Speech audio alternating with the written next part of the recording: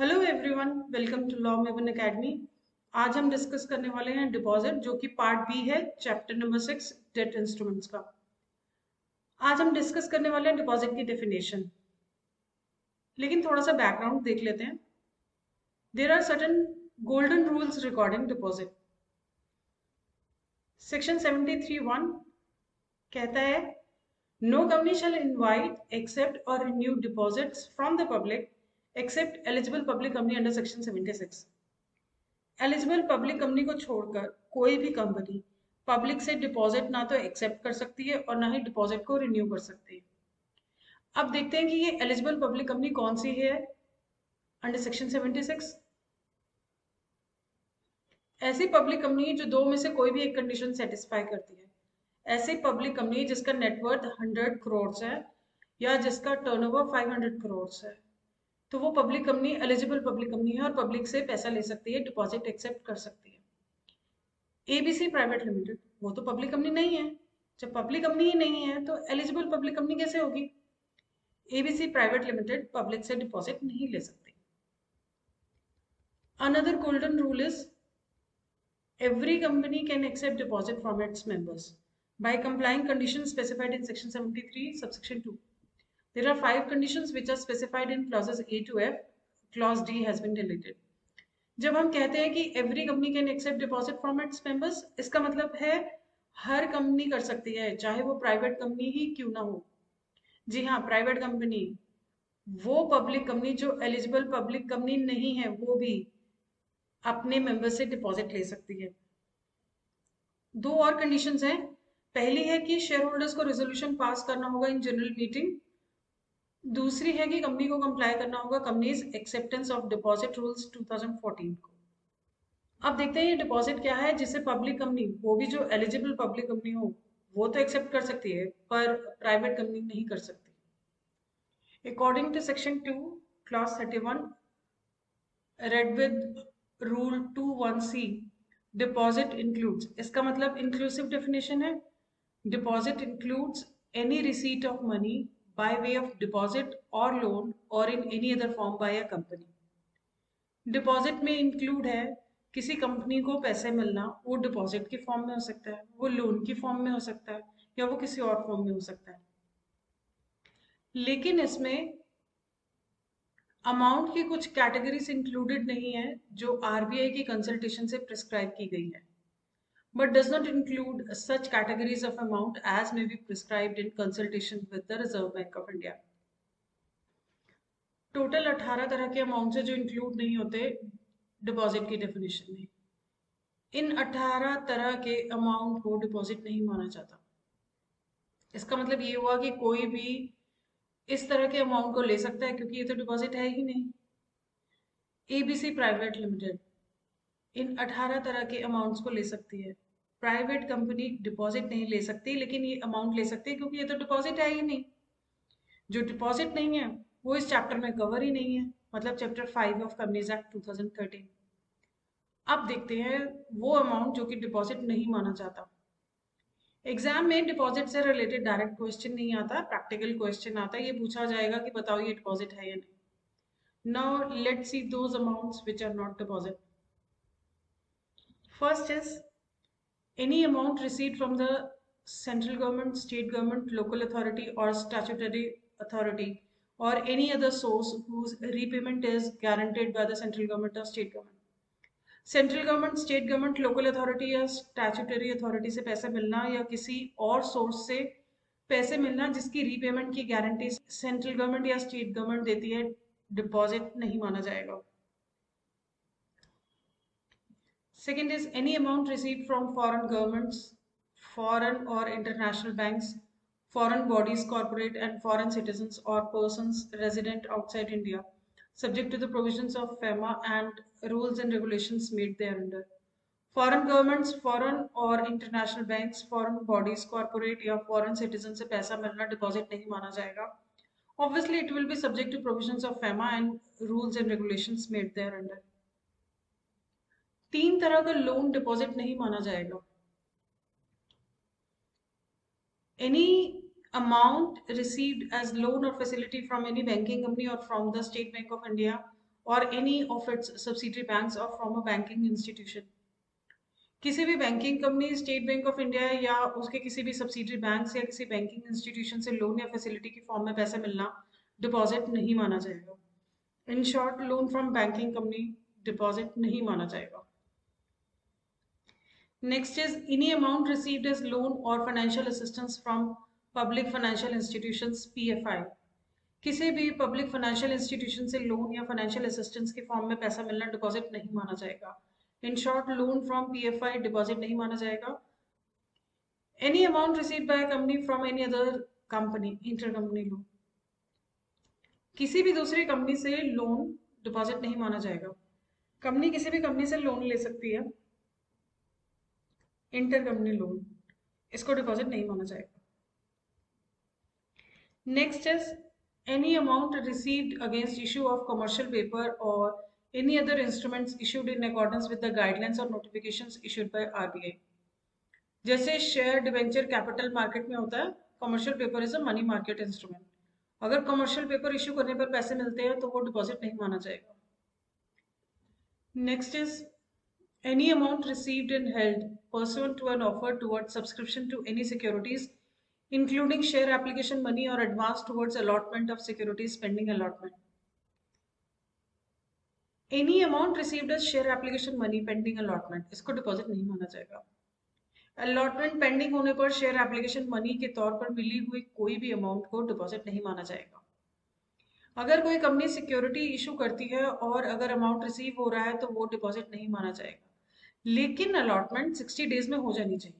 Allotment should be made within 60 days of receipt of application money. अगर 60 days में allotment नहीं किया तो नेक्स्ट 15 डेज में रिफंड कर दो, तब वो डिपॉजिट नहीं माना जाएगा. अगर कंपनी ने 60 डेज में अलॉटमेंट भी नहीं किया, नेक्स्ट 15 डेज में रिफंड भी नहीं किया, तो वो डिपॉजिट माना जाएगा. एक और कंडीशन है, any adjustment of the amount for any other purpose shall not be treated as refund. किसी और पर्पस के लिए अमाउंट भी किया गया कोई भी एडजस्टमेंट रिफंड नहीं माना जाएगा. 8th is any amount received from a person who at the time of receipt of the amount was a director of the company or a relative of the director of a private company. Public company के director या private company के director या director के relative से मिला कोई भी amount, उसको डिपॉजिट नहीं माना जाएगा. डायरेक्टर या डायरेक्टर के रिलेटिव जिससे पैसा मिला है, पैसा देते समय कंपनी को एक डिक्लेरेशन राइटिंग में देगा जिसमें ये कहा गया हो कि ये अमाउंट उसने दूसरों से उधार लेकर या लोन या डिपॉजिट एक्सेप्ट करके नहीं दिया है, और कंपनी इस तरह से एक्सेप्ट किए गए पैसे का डिटेल बोर्ड की रिपोर्ट में डिस्क्लोज करेगी. And the company shall disclose the details of the money so accepted in the boards report.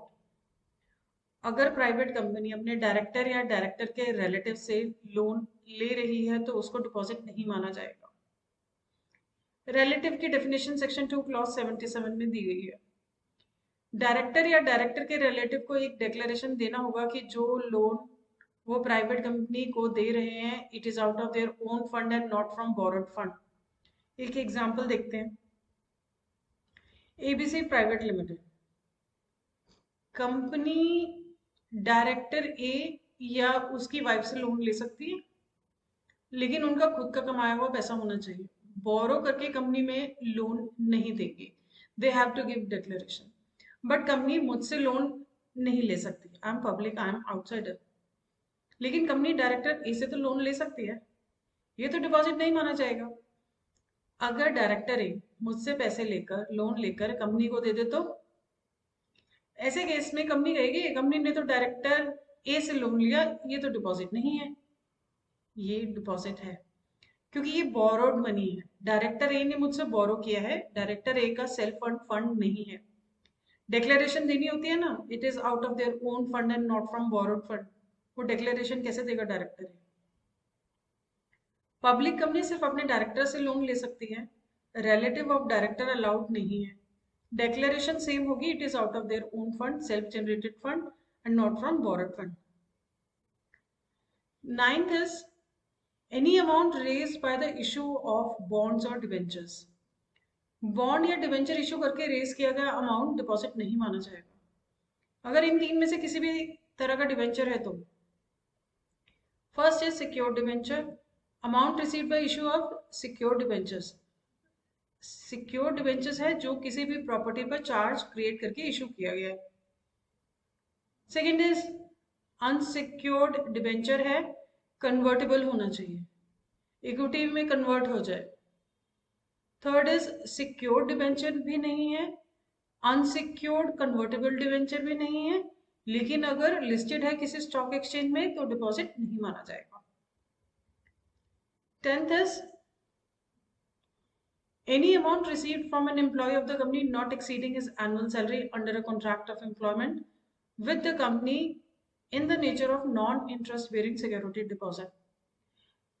Company कई बार एम्प्लॉय से सिक्योरिटी डिपॉजिट ले लेती है, it should not be interest bearing and it should not exceed his annual salary. मतलब दो conditions हो गई, annual salary से ज्यादा पैसा लिया तो पूरा का पूरा डिपॉजिट माना जाएगा।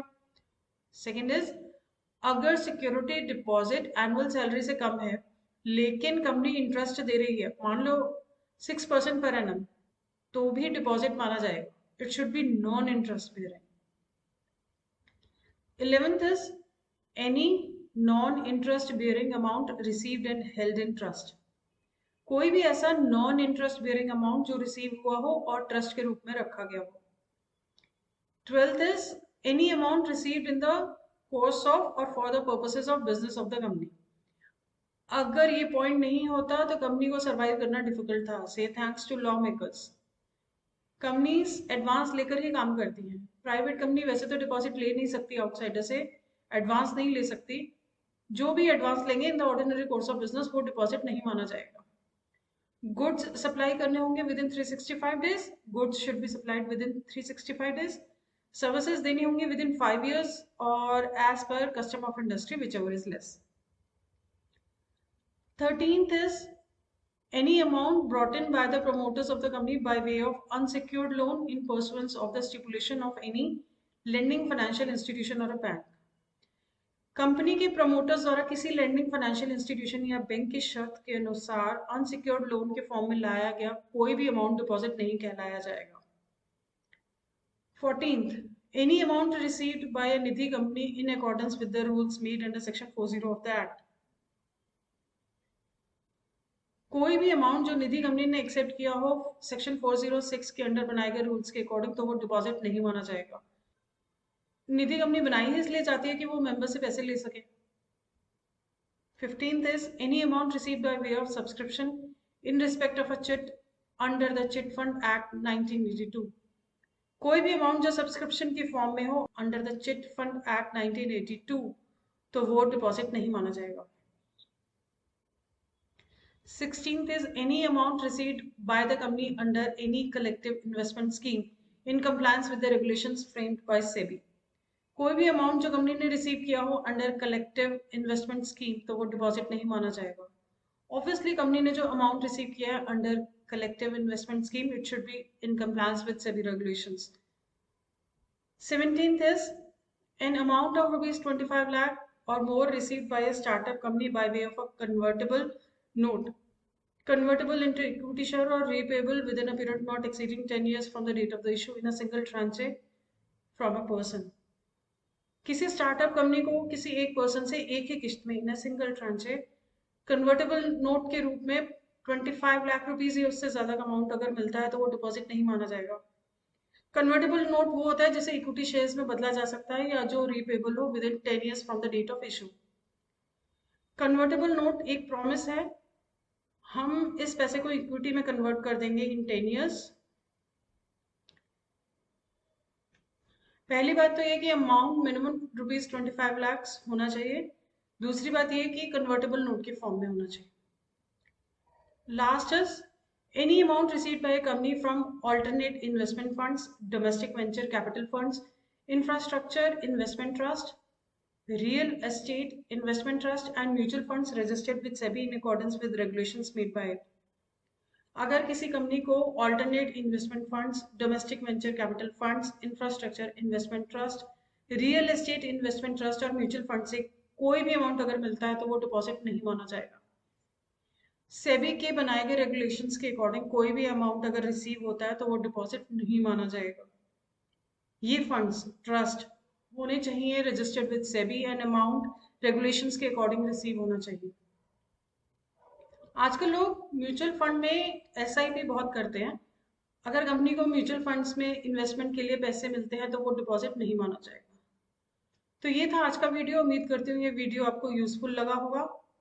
Don't forget to like, share and subscribe. Thanks for watching.